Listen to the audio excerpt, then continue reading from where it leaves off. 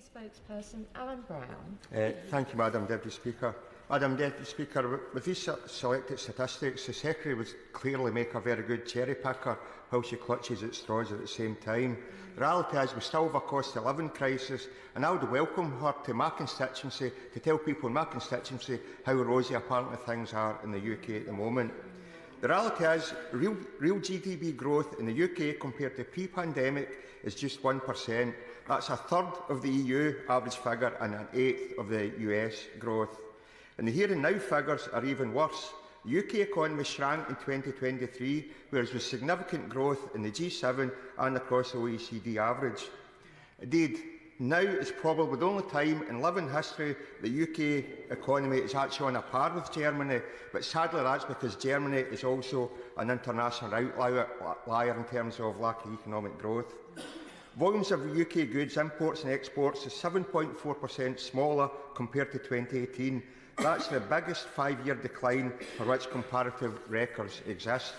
And the Secretary is right, exports to the EU are up, but imports for the EU are also up, so the trading deficit with the EU is actually increased by over 5%. And yesterday, with the introduction of new customs and checks procedures on animal and plant products coming into the UK, which alliance trade is estimated will cost British businesses £2 billion a year. UK Energy estimates energy bills are currently £1 billion a year higher due to post-Brexit trading arrangements. So instead of talking up the minimum savings in what she calls cutting red tape, I wish you'd come here and tell the truth in what the actual Brexit red tape trading cost increases are to businesses in the UK, not to mention the impact of labour shortages.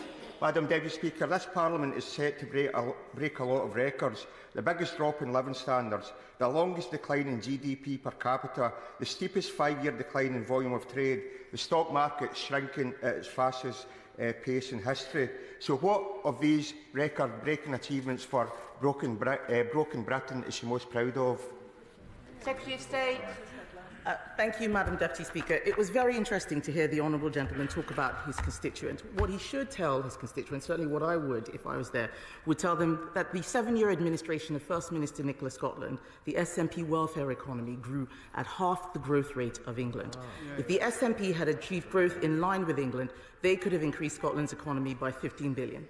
Instead, that welfare economy means no growth because of the highest income tax rates in the UK, higher wages in the public sector than in the private sector. Their policies are not helping. He asks questions. He doesn't want to hear the facts, but I will give him the facts. He asks questions about pre-pandemic GDP. He talks about the real pre-pandemic GDP figure. Of course, the pandemic had an impact. We cannot be here and pretend that it did not. Even the statistics that I'm quoting show that COVID had a far bigger impact than leaving the European Union ever will, just as Russia's war in Ukraine would have a far bigger impact than leaving the EU. He talks about international outliers, which shows that he is the one who is cherry-picking. We have to look at our peer countries. We're not going to grow as quickly as developing countries, and it's actually astonishing that he is complaining that imports from the EU are also up.